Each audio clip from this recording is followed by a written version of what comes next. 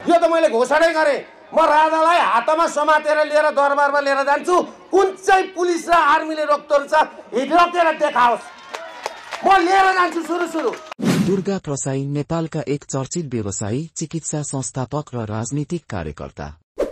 उनका बारेमा धेरै कुरा चलिरहेका छन् तर उनी अहिले कानूनी समस्याहरूमा फँसेका छन्। 2025 को मार्च महिनामा तीनकुने क्षेत्रमा भएको हिंसात्मक प्रदर्शन र त्यसपछि उनको गिरफ्तारीले एक नयाँ मोड लिएको छ।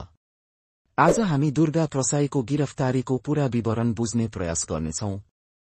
दुर्गा प्रसाई जो झापाका एक प्रमुख चिकित्सक र बीएमसी मेडिकल कलेजका सञ्चालक थिए, चिकित्सा क्षेत्रमा सफल व्यवसायीको रूपमा परिचित थिए।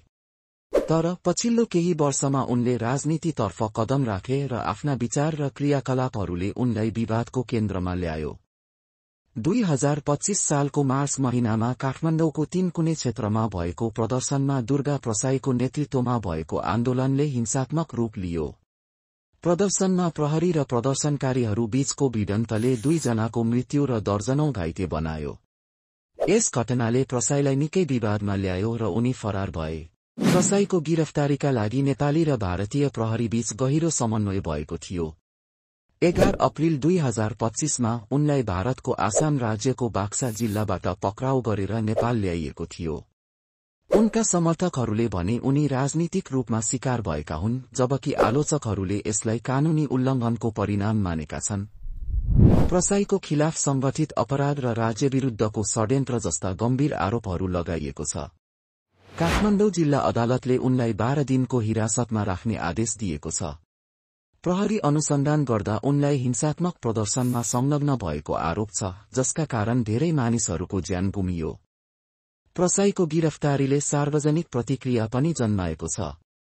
उनका समर्थकहरूले उनलाई एक राजनीतिक पीडित मानिरहेका छन्, जबकि विरोधीहरूले उनलाई कानूनको उल्लङ्घन गर्ने र हिंसा फैलाउने व्यक्ति भन्छन्।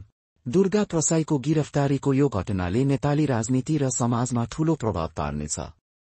यो घटनाले राजनीतिक उथलपुथल र कानूनी प्रक्रियामा नयाँ सवाल उठाएको छ।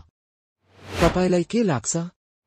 दुर्गा प्रसाईको गिरफ्तारीको घटनाले नेपालको राजनीति र समाजमा के प्रभाव पार्न सक्छ? कृपया तपाईको राय कमेन्टमा लेख्नुहोस्।